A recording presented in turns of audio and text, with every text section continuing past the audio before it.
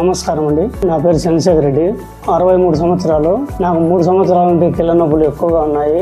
ఇట్లా శేఖర్ హాస్పిటల్లో Krishna Chaitanya sir, Manjunath sir పోయి నెల 9వ తేదీన ఒక కాల్ చేయించుకున్నాను. నేను బాగా చేశారు. బాగుంది అనుకుని మళ్ళీ రెడ్ సైడ్ కూడా చేయించుకున్నాను.